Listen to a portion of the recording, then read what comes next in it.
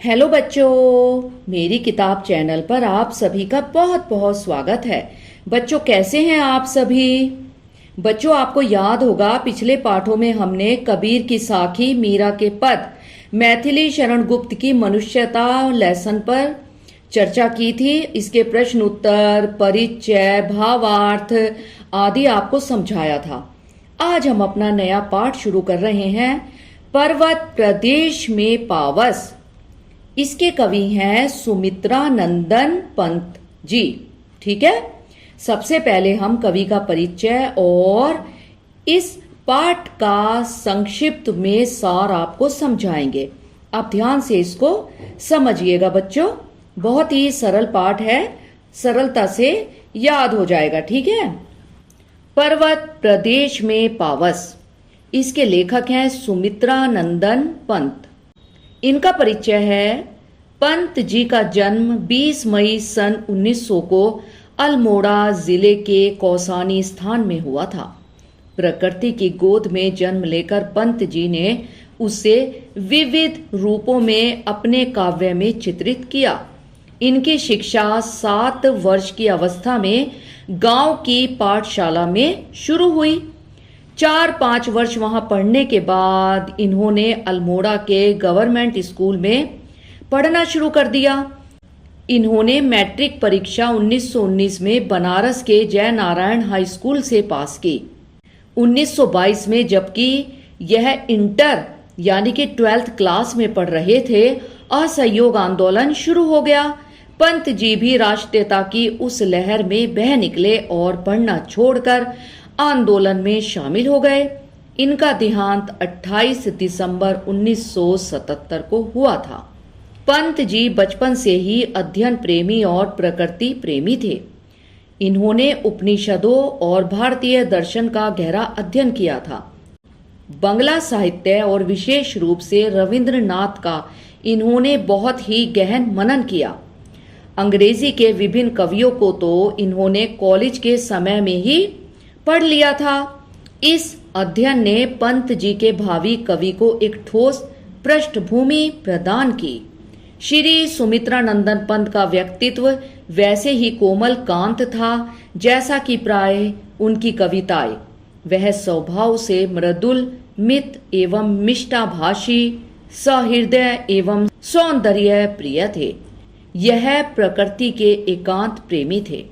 पंत जी ने प्रगतिवादी कविताएं भी लिखी। अंतिम वर्षों में उन्होंने ऐसी कविताएं लिखी जिनमें जीवन के गंभीर सत्यों के दर्शन होते हैं। भाषा शैली की दृष्टि से पंत जी का अपना विशिष्ट स्थान है। भावुकता और लाक्षणिक मूर्तिमंता उनकी शैली की विशेषताएं हैं। कुछ अंग्रेजी कवियों की कविताओं का प्रभाव भी पंत जी की शैली पर पड़ा।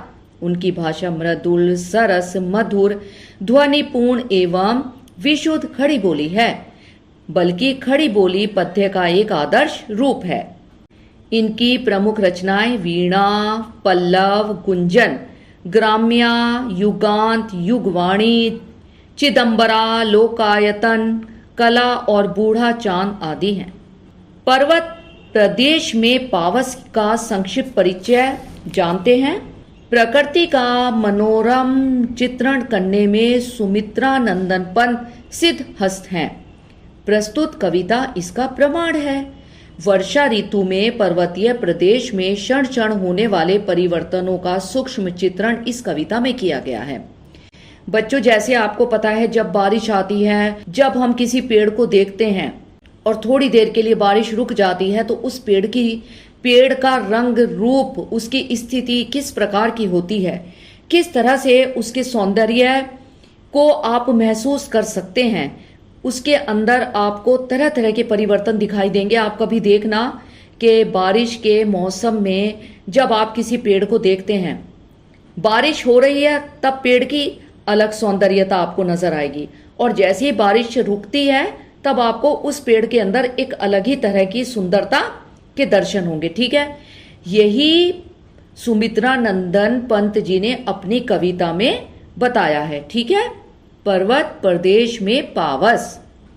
पर्वत, तालाब, झरने आदि का मानवीय भावनाओं का आरोप किया गया है। पर्वत तालाब में अपना प्रतिबिंब देख रहा है। झरने उसकी महानता का गान कर रहे हैं। ऊंचे पेड़ ऊंचा उठने की कामना के समान हैं। बादलों से पर्वत ढक जाता है तो लगता है जैसे वह पंख फड़फड़ाकर उड़ गया हो। झरने दिखाई नहीं पड़ते, केवल उनका स्वर ही सुनाई पड़ता है। शाल के वृक्ष भी अदृश्य हो गए हैं। तालाब से उठता कोहरा देखकर लगता है जैसे तालाब में आग लग जाने से धुआं उठ रहा हो। ये सारे जादुई दृश्य देखकर लगता है कि इंद्र जादू दिखा रहा है। पर्वत प्रदेश में पावस शीर्षक कविता सुमित्रा नंदन पंत द्वारा रचित है। इस कविता में पावस यानी कि वर्षा ऋतु में पर्वतीय क्षेत्र के क्षण क्षण परिवर्तित होते सौंदर्य की मनोरम झांकी प्रस्तुत की गई है।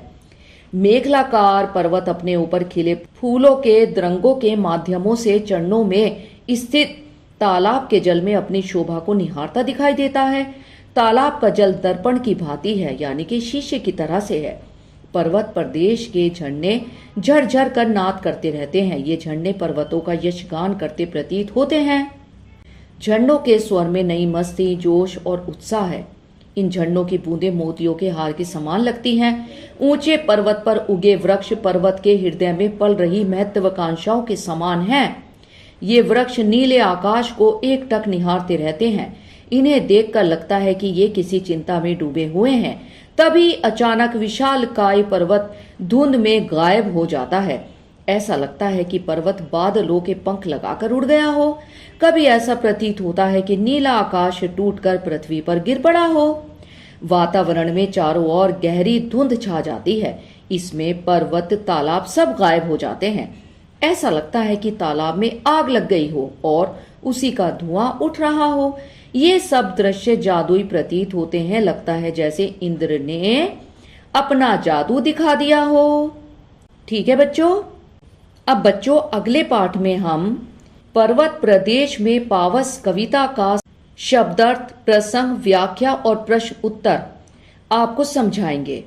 ठीक है बच्चों, तब तक आप इसको 2-3 बार अगर सुनेंगे तो आपको ये सरलता से समझ में आ जाएगा कि सुमित्रा नंदन पंत द्वारा इस कविता में क्या बताया गया है और क्या समझाया गया है और क्या बताने का प्रयास किया गया है। ठीक है बच्चों, अगले पाठ में आपसे फिर मिलते हैं। बाय बच्चों।